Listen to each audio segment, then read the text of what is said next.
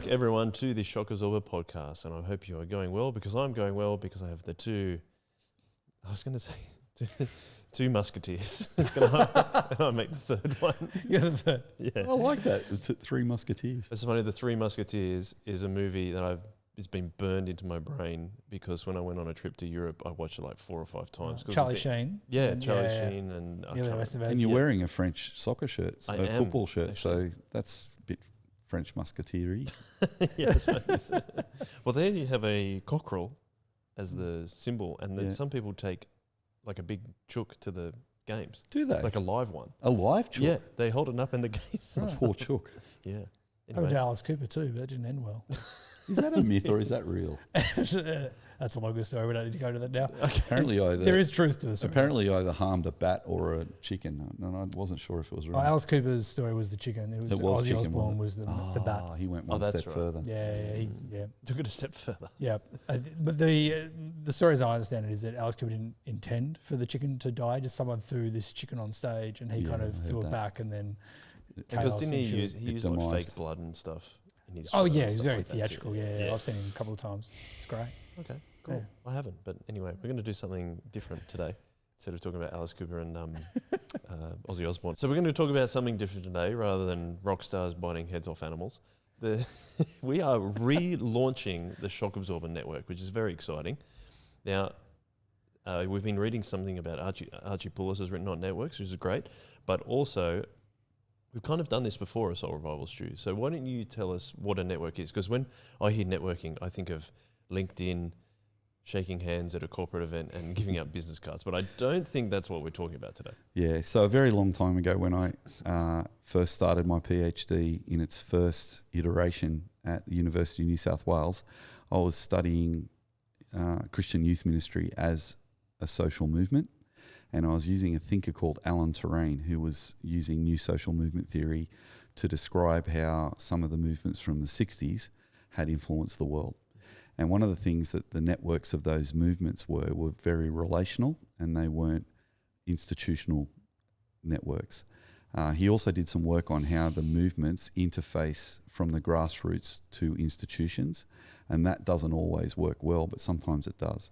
So, for example, with the feminist movement, there was an element within the feminist movement that's called radical feminists that were marching on the streets and demonstrating, but then there was a more conservative element to the movement that worked together with the radicals of women who were seeking to get employment within the institutions of the society, like the banks, and trying to get onto boards and things like that. So those two parts of the movement worked together. So in some ways, the feminist movement worked with the institutions, and even though some of the elements look like they were working against. But I like to think of the whole picture of that as the feminists actually working over time with institutions to share their ideas. And there was a grassroots element that actually empowered everyday people to be involved and gave people opportunities. And some people actually also got involved with institutions. So as I was looking at that, I then came across a movement. There was a new social movement called the Jesus Movement, and they had a similar relationship to the institution. So there was an element that where they had their own festivals, their own communes, and at one level it looked like they were breaking away from churches. However, at the end of the Jesus Movement, they institutionalized. As we've said before, Mark Senter says all movements institutionalize if they're successful. The way the feminist movement did is it became part of corporate culture to have more opportunity, equal opportunity for men and women.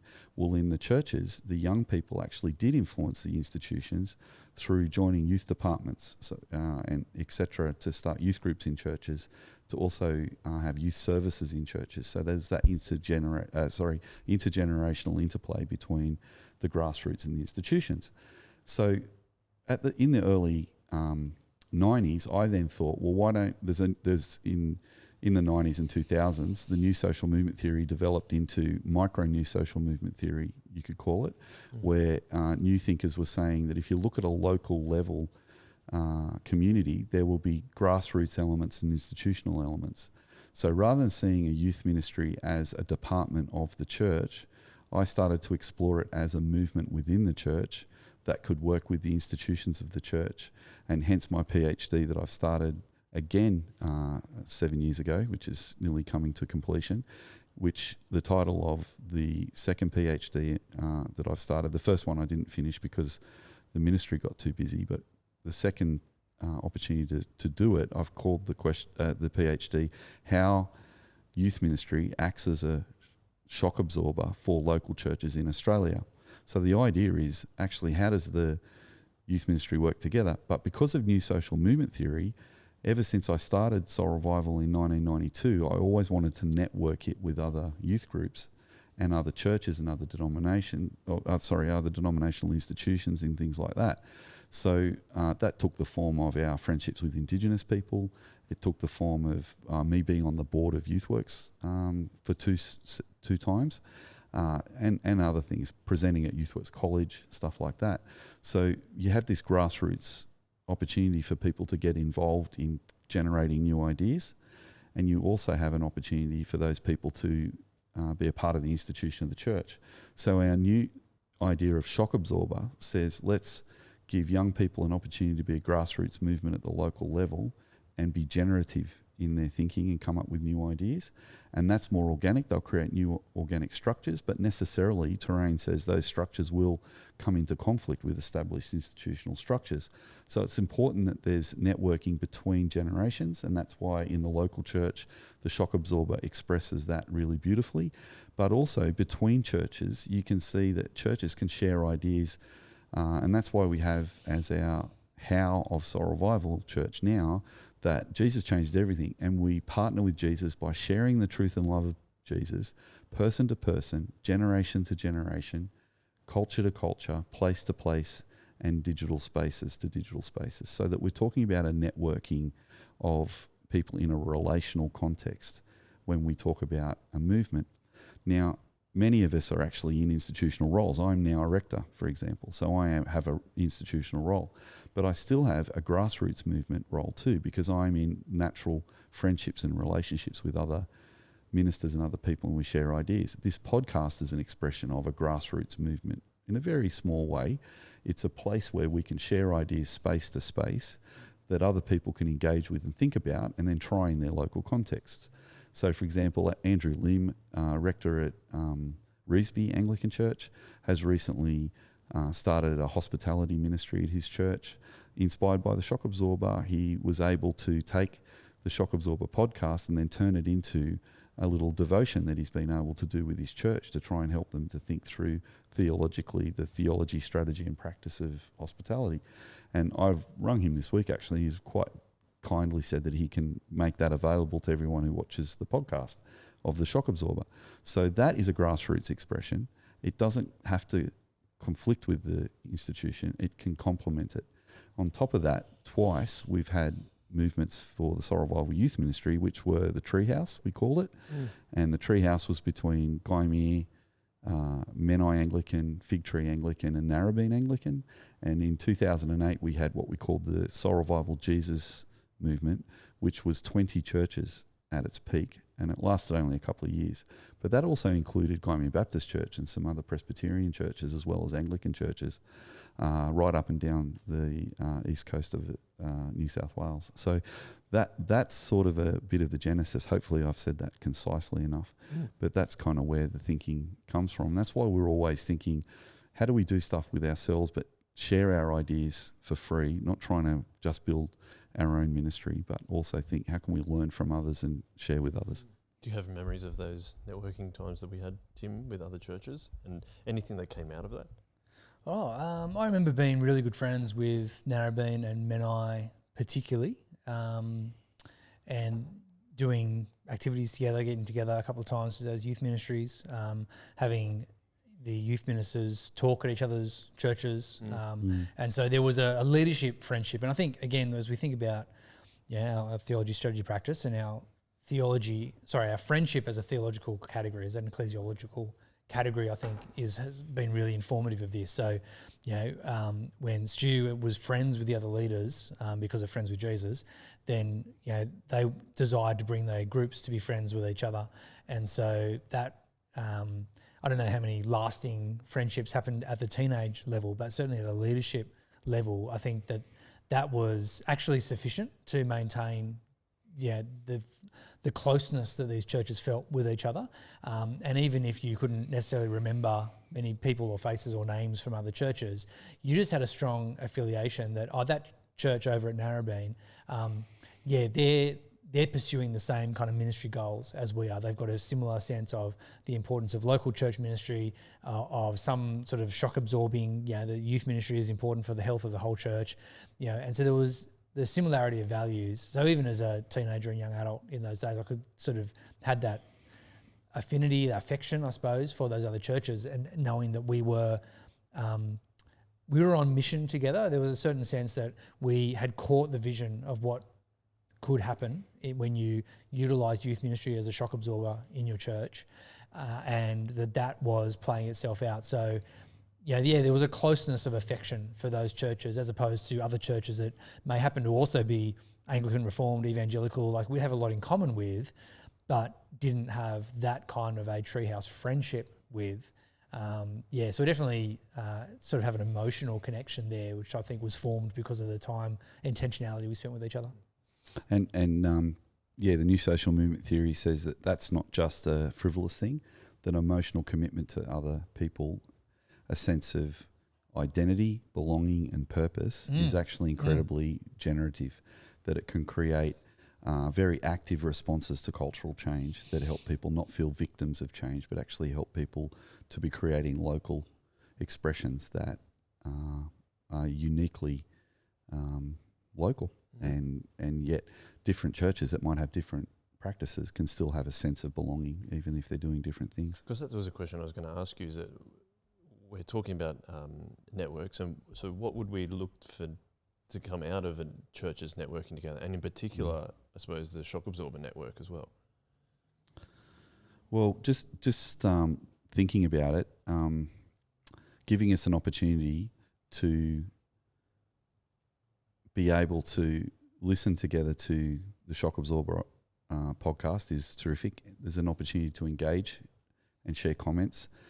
We have a number of guests that we've asked on the podcast. We can keep doing more of that. I believe we've got a friend of the podcast coming on in the next couple of weeks who's been listening to that podcast and thinking about that from a school point of view, David Stonestreet from Shire Christian School. And so that's a great opportunity for us to hear someone who's also thinking for decades about these kind of concepts as well, who's thinking about it from his different point of view to a local church in a school. Like what do these ideas and principles mean? And for our listeners to hear from that perspective would be great. I was talking to Andrew Lim from Reesby Anglican, who's a listener of the show too, and hopefully we can get time for him to come and explain how he's doing hospitality. So I think that's a really terrific opportunity that modern technology gives us to be able to have a conversation together in the digital space. But we all know that relationships happen best face-to-face, and also it'd be good for us to have a network where we can build towards some of that relational capacity.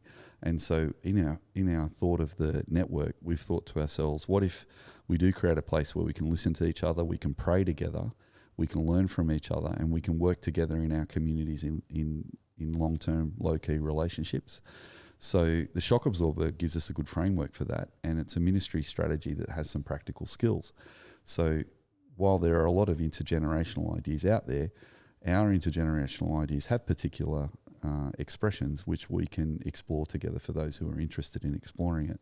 So our proposal for the network is, what if we meet together? Well, what if people are able to join a network, first of all? So we've set up a website, and the website is going to contain all the Shock Absorber podcasts, but also a blog, which you've been able to read at different times already, that also has just a bit of summary of some of the ideas.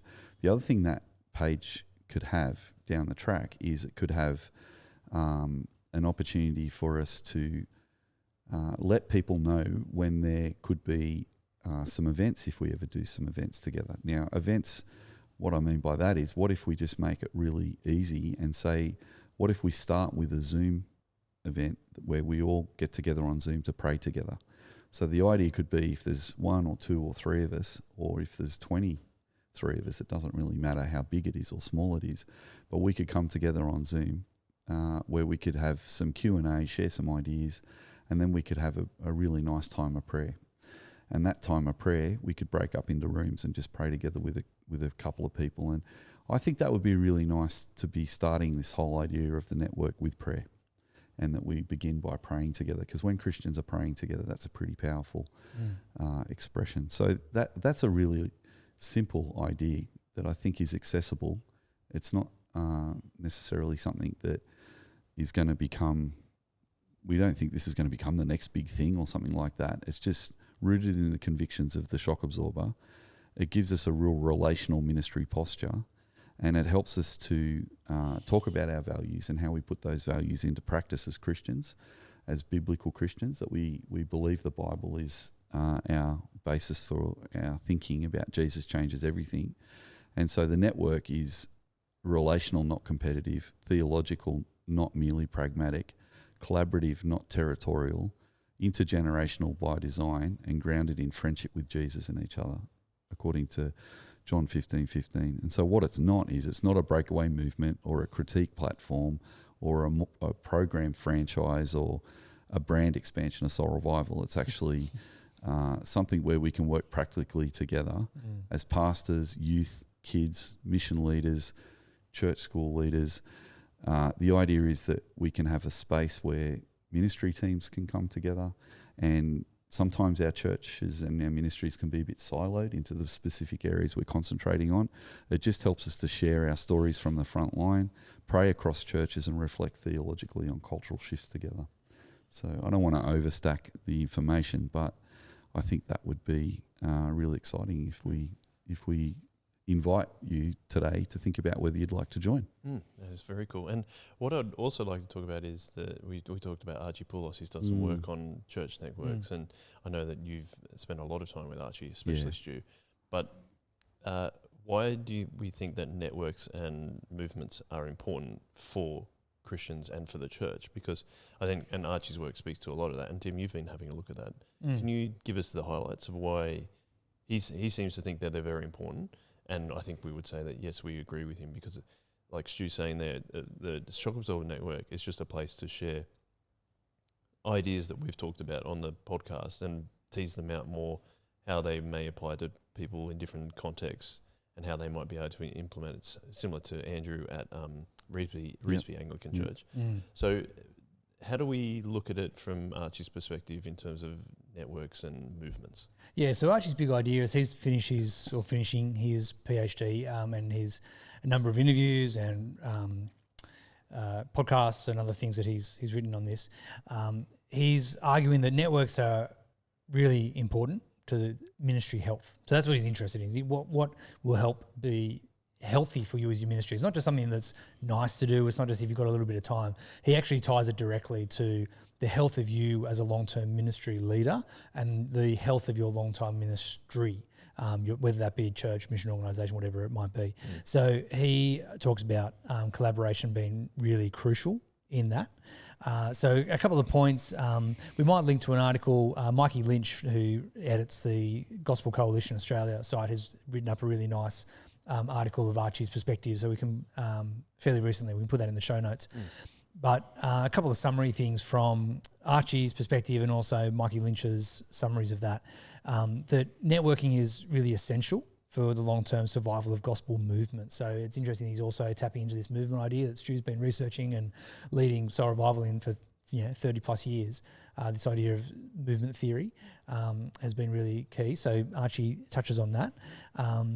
He says that if you're not collaborating and have networking together, you can then err towards competing with others, and that's a real danger to ministry health. That's not, gospel. Jesus prays in the high priestly prayer that we would be united, we would be as one. There's lots of different ways to express that, but competition between churches, and this can be particularly fraught sometimes in the youth ministry space, that, who's got the better youth group and where are the kids in your suburb going to? And we've always wanted to try and undermine that and deconstruct that idea of youth ministry competition and say, no, let's collaborate, let's celebrate the diversity of youth ministries. And now that, as Stu said, in the last 13 years, we've gone from a youth ministry community to a church, expanding our vision of that as well. Let's not compete as churches, that's just silly.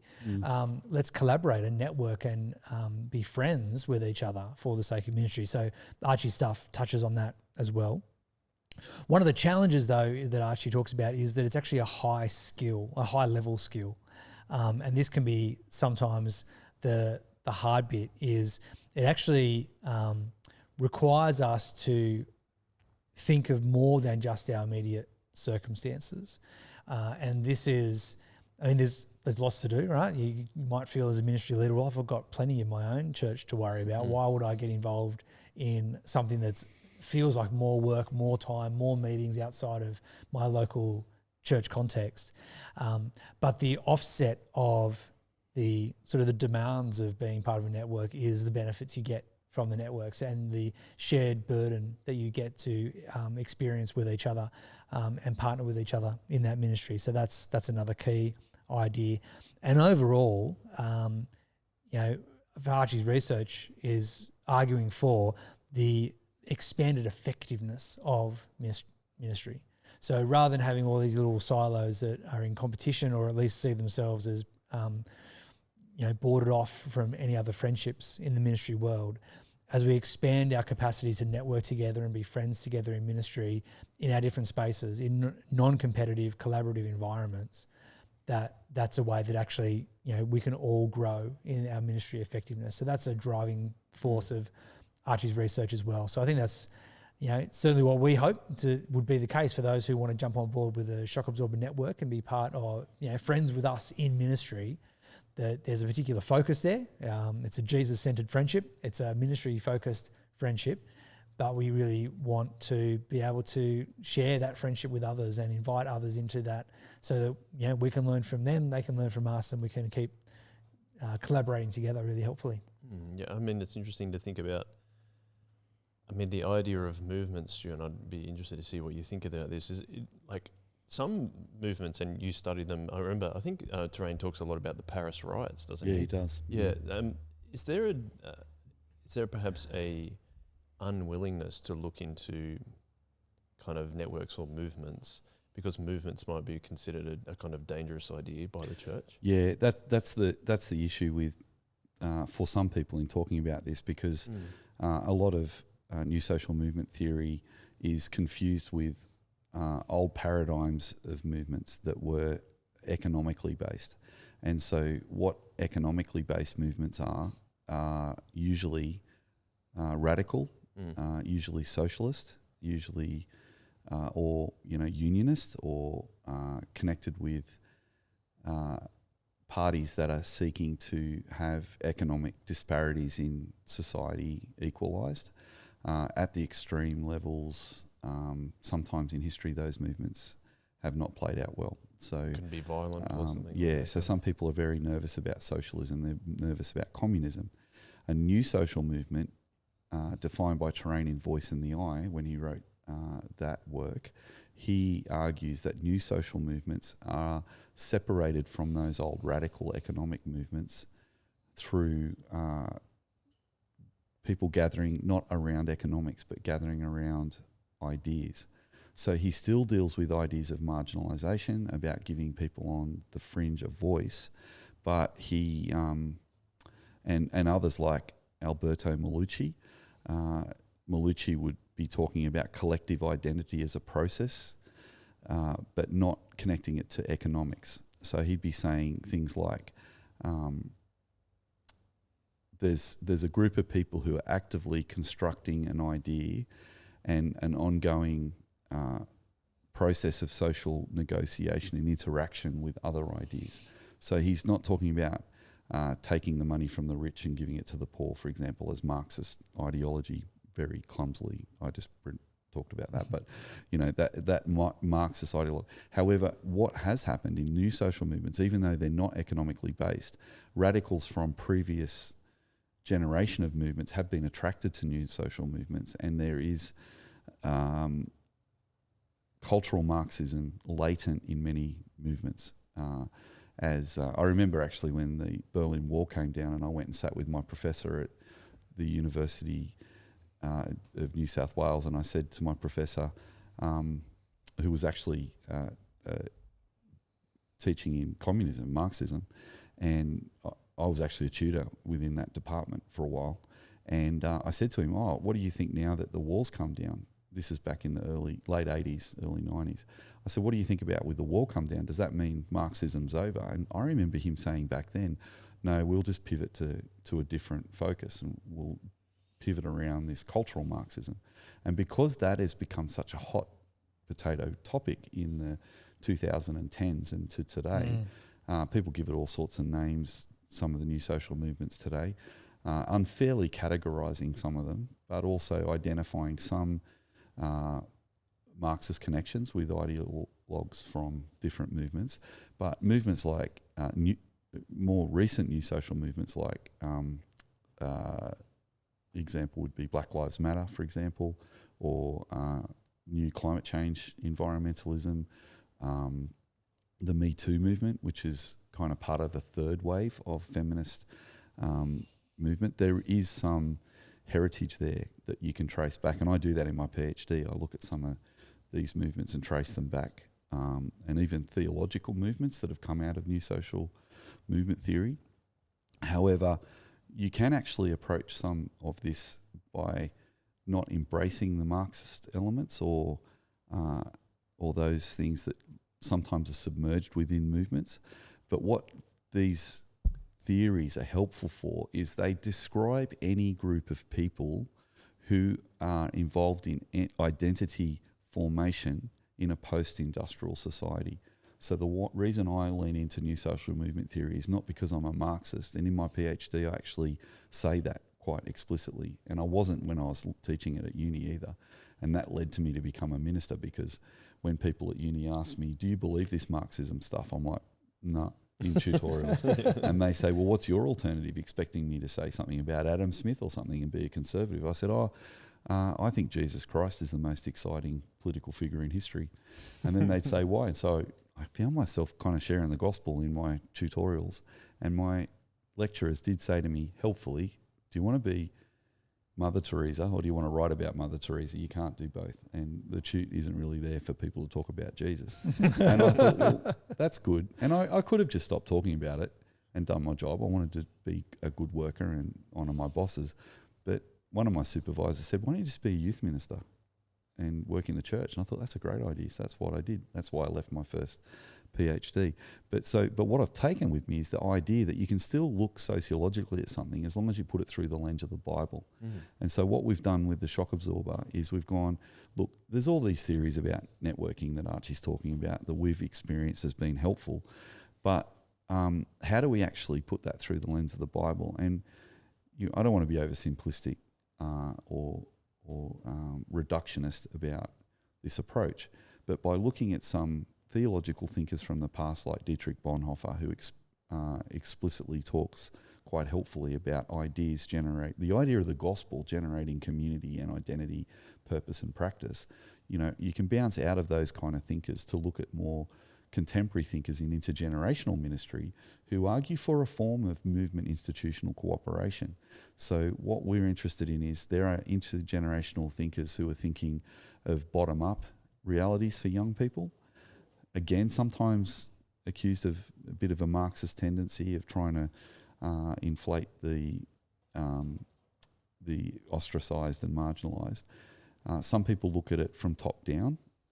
So some of the family ministry stuff talks a lot about parents bringing their kids up in the church, and Milan Nell, we've talked about him before with the inclusive congregational approach.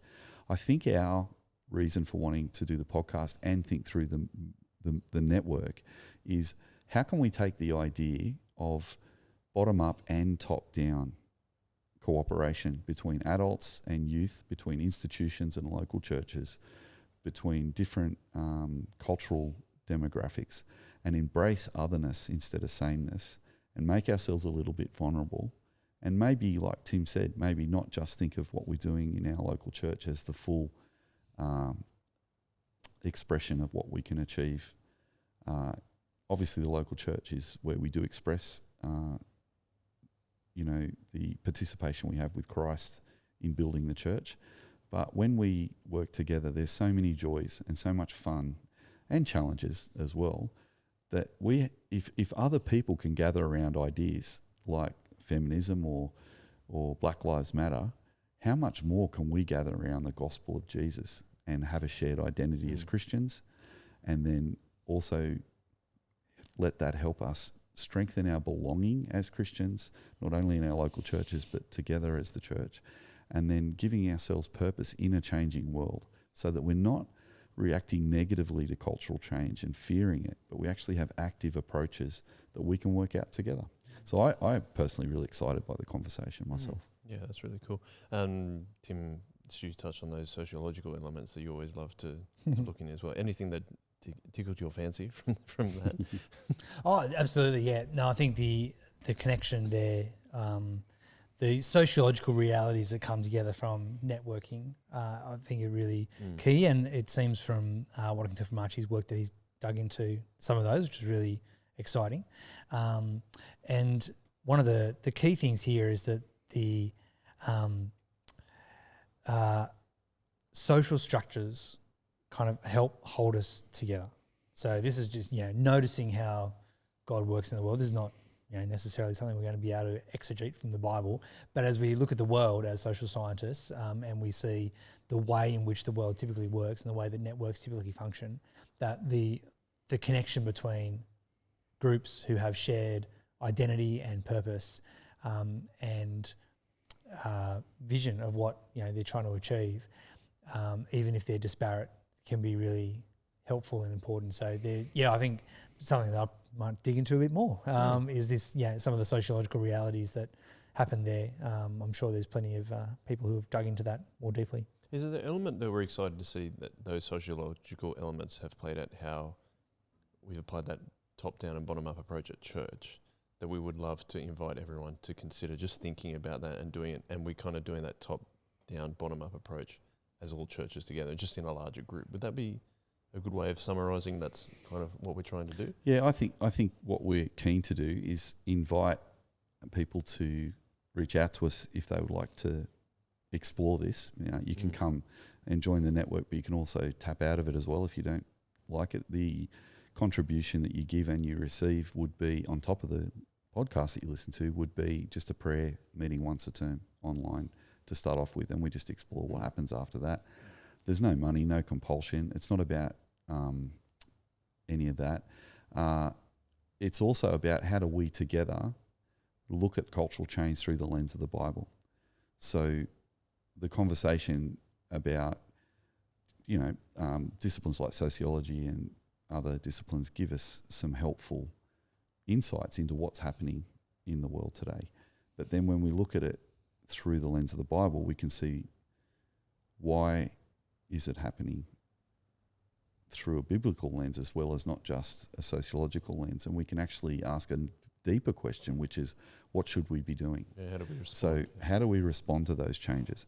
So a really quick example is another sociologist is Francesca Paoletta, who's also been collaborating with a guy called James Jasper. And in 2001, they wrote a really seismic article called Collective Identity and New Social Movements. And in that, they talk about some of the things we've talked about. So they'll say post-2000s, new social movements at the local level have collective identity as relationship. They talk about strategic working together. They talk about identity in a changing world, that you can have identity. They talk about the role of narrative and emotion in helping us to connect with new ideas. And they also talk about the potential dangers of institutions and grassroots movements coming into conflict, not working together. So when you look at that biblically and theologically, I think you might be able to see that rather than us trying to justify our biblical approach with those ideas and find a Bible verse that fits them, I think you could look at something like Matthew 22:37-40, and Jesus says, love the Lord your God with all your heart, with all your might, with all your strength, and love your neighbour as yourself.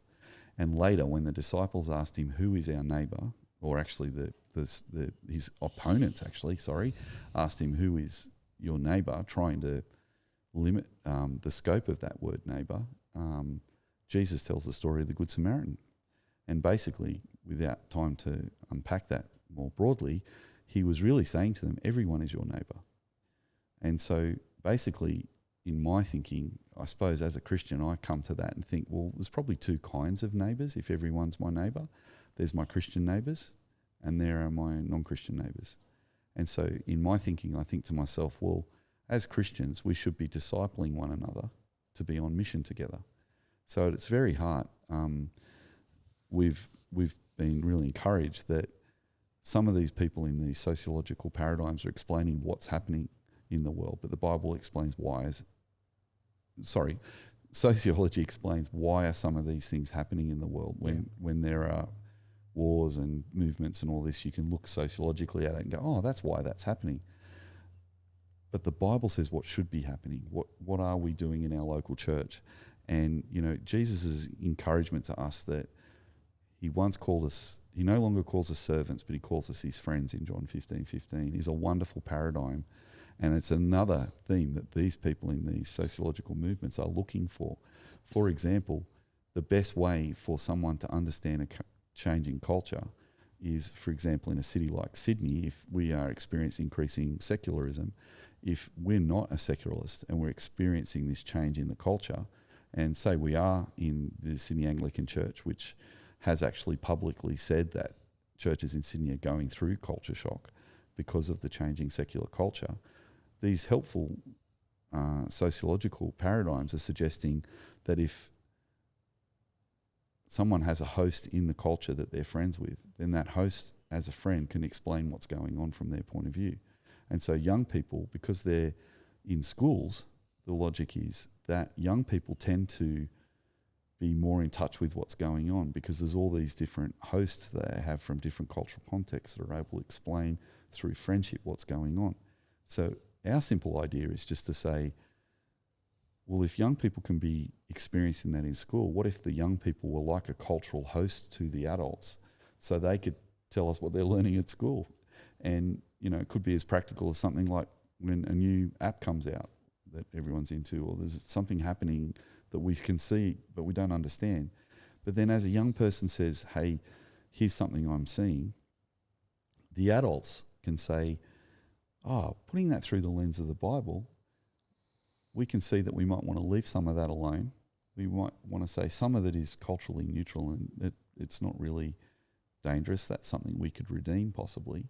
But here's some things that we can be in the context of that are uniquely Christian. And I suppose what I want to say is that I love how, as Christians, we have the Lord Jesus, and the gospel is so beautiful. And when Jesus said in Mark 1:14 and following, I have come to bring the kingdom of heaven, repent and believe the good news.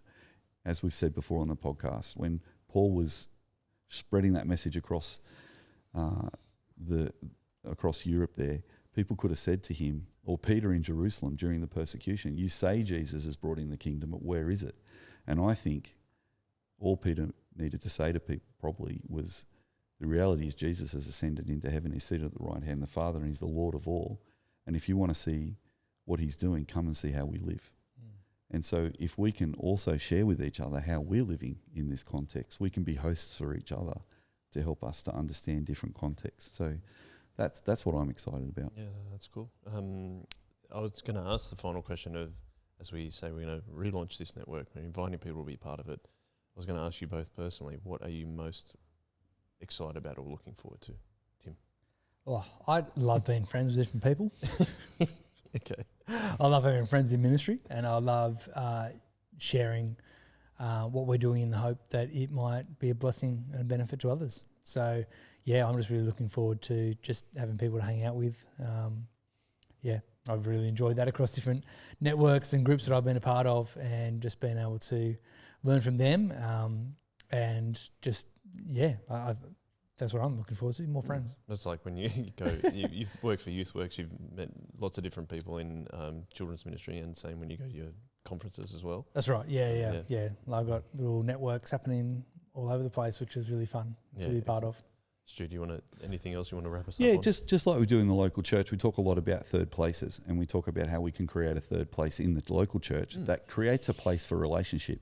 All we're doing with this in a way is to say, let's create, to start off with a digital space, that we can have a digital third place, that maybe we might be able to find physical expressions for that down the track in small ways too.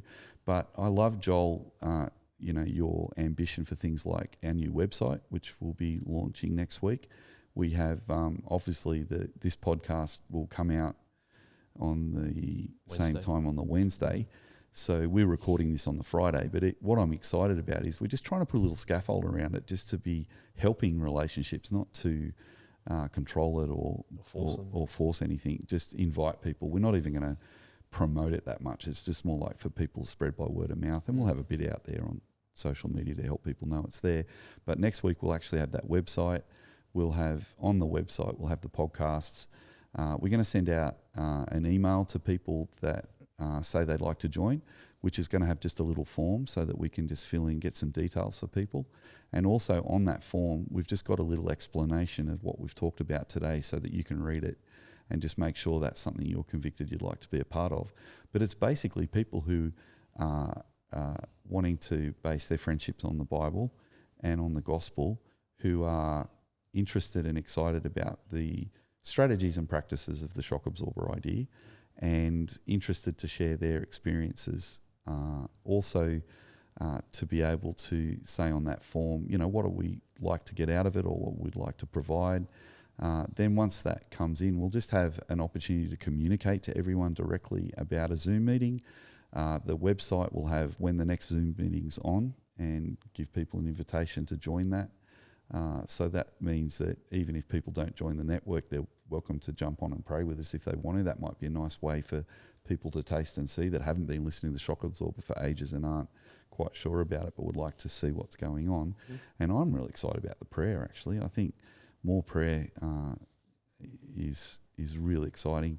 And like you, Tim, I really love meeting new people and growing my friendships with old friends too. So, All right, thank you, boys. Thank you for participating in this relaunch of the network. It's been really cool. If anyone is thinking about looking at that, you can go to shockabsorber.com.au and you can see everything that Stu just described there. There is a form that you can fill out just to join the mailing list. We can then email you when the prayer meeting is happening. But if you do have any questions, you can email me, joel@shockabsorber.com.au, and I can answer them for you as well. But I think that will wrap us up for today. Check out the website if you haven't already. Thank you, Tim. Thank you, Joel. Thank you, Stu. thank you, Joel. It's been a lot of fun, and we always finish with a one way. One way. One way.